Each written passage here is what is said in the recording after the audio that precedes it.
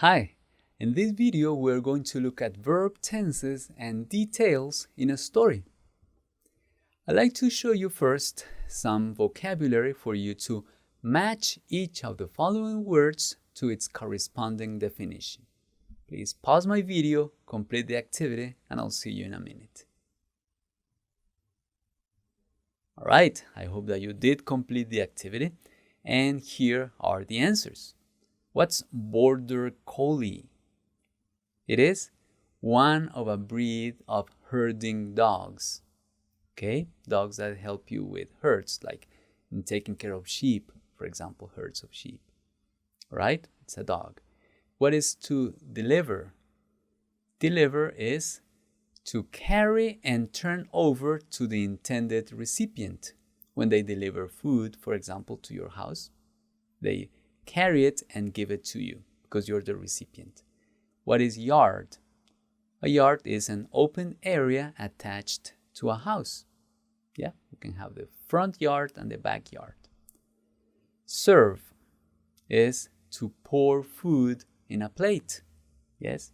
And finally, easy, subscription is the right to receive a periodical for a sum paid. You pay money and you receive a newspaper, a magazine, access to a website that streams movies, etc. All right? Good. Thank you very much for completing that vocabulary activity. Now, read the following story. Let's read this. Let's read it together. When I was little, we had a border collie, a dog, whose name was Zoe. That's a girl's name. Okay, it's a she. Oh, she was very smart. Every morning, she would wake up and bring the newspaper that had been delivered to our front yard. So they brought the newspaper. Good. She would bring the newspaper. She would take it to my father. All right, take the newspaper. While my father was reading the newspaper, Zoe would come to me. So my father was reading the newspaper, and then Zoe, the dog, would come to me so I would serve her breakfast.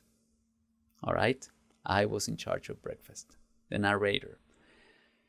She had been accustomed to that routine, and so had we. So that was a habit in the house. One day, she didn't find the newspaper outside, so she looked for an old paper and took it to my dad anyway. That was a very smart dog. Okay, there's no newspaper. I need to do this. So she found, that's very nice, an old newspaper and brought it to my dad. We realized it was time to renew our subscription. That's very nice. I like this story very much. All right, let's make sure that we understood the story. First of all, easy. What kind of pet did the narrator have? It was a dog. It was a border collie, and it was a she. What did Zoe do when she woke up? She woke up and went outside and bring the newspaper. Yes. What did the narrator realize when Zoe brought an old newspaper? Their subscription had expired and that they had to renew it. Yes? All right. So, looking at that story, we are going to pay attention to the verb tenses that were used there. And especially we're going to focus, because the story usually is narrated using a verb tense that refers to past actions. We're going to see different past tenses here. Let's see the first examples that we have. When I was little, we had a border collie. That is past simple. We use the past simple to refer to actions that took place in the past, and we know when they took place. My dog's name was Zoe. Was is past simple. One day, she didn't find the newspaper outside. So that is an example of past simple with a negation. Didn't find the newspaper. Remember, that's how we use the past simple. Now, we had a specific verb tense here. Every morning, she would wake up and bring the newspaper in. Actually, that auxiliary would is used here for referring to an action that happened habitually in the past. So, every day, every morning, she would wake up, right? We can also say she used to wake up, but the narrator chose would. So I would like for you to include that structure when you are talking about the past actions that you want to describe. She would take it to my father. So she would take every morning, she would do that. She used to do that. She was in the habit of bringing the newspaper in and taking it to the father of the narrator. And we have another example. We have more examples in the text, but here's another example. She had been accustomed to that routine. That is called actually the past perfect. Why? Because we are using the auxiliary have, but in the past tense, and we are referring to an action that took place in the past before some time. So before the time that we are describing here, when she would do that, she had been accustomed to that routine. That means that that had happened before then. So we use the past perfect to refer to actions that have happened before. Now, look at this. While my father was reading the newspaper, she would eat breakfast. So while my father was reading, that is called past continuous. Why? Because it is an action that continued, that took place, that lasted for some time in the past.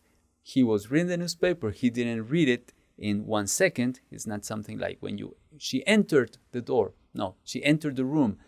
That happens in an instant. But in this case, we're talking about an action that lasted for some time. And for that, we use the past continuous. As you can see, we use a form of the verb, of the auxiliary be, plus a verb ending in ing, which is the main verb. All right.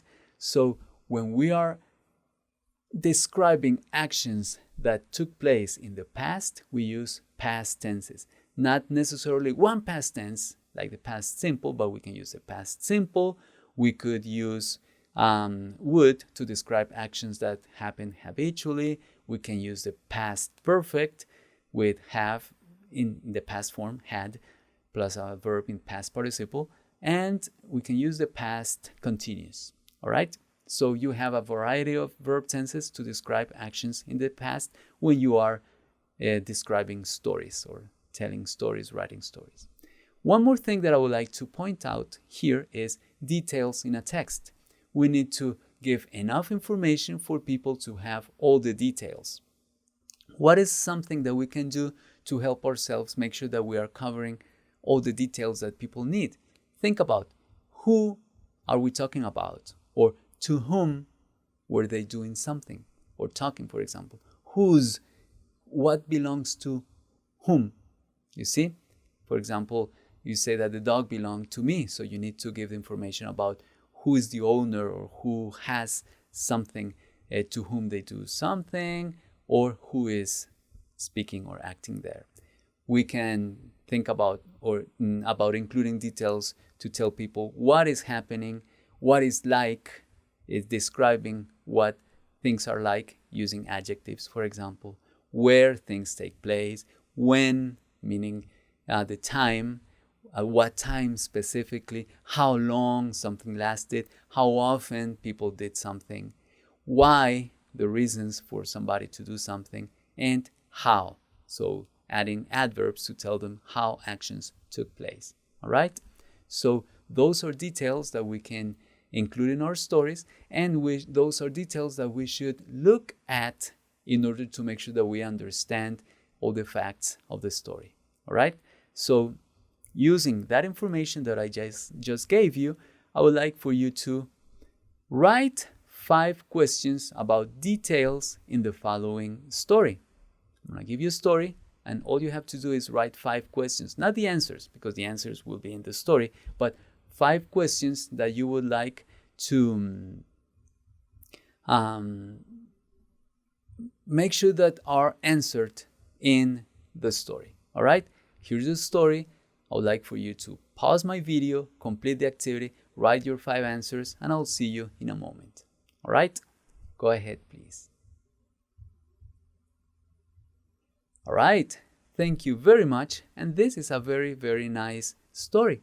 All right, I am going to read it very quickly before you look at the questions, in case you didn't have time to write the answers or your 5 questions in this case, so that this activity benefits you. It says, when I was a little girl, I remember that my grandfather would always grow the most beautiful roses.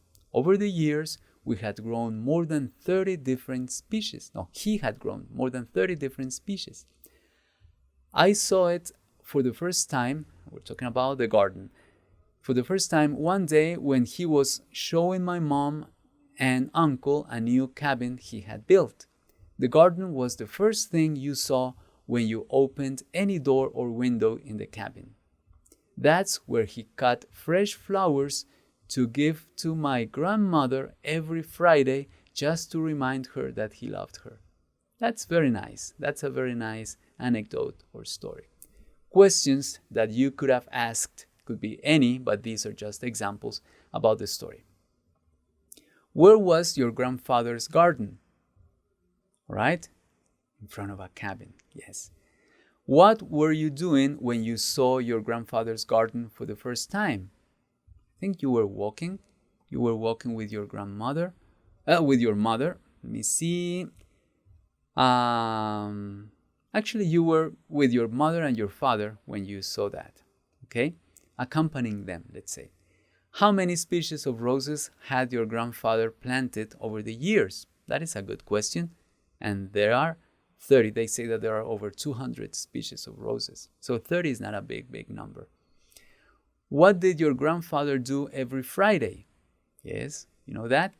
That is included there. He cut flowers for his wife. What did your grandfather give flowers? Why did your grandfather give flowers to his wife? Just to tell her, to remind her that he loved her. That's very nice. All right. So right now, I would like for you to listen to the pronunciation of these questions. So I am going to pause my video so that you can listen and practice your pronunciation. Go ahead, listen and pronounce, please. Where was your grandfather's garden? What were you doing when you saw your grandfather's garden for the first time? How many species of roses had your grandfather planted over the years? What did your grandfather do every Friday? Why did your grandfather give flowers to his wife? All right. Thank you. Thank you very much for having done that, for having pronounced with the speaker, with the native speaker, as she was pronouncing these sentences. And I would like for you to remember that when you are writing a story, you should pay attention to the verb tenses that you're using, and that you are sure to have included all the information that you needed, or that you have understood all the details that they have written about. All right. Thank you very much for having completed this activity, and I will see you in the next video.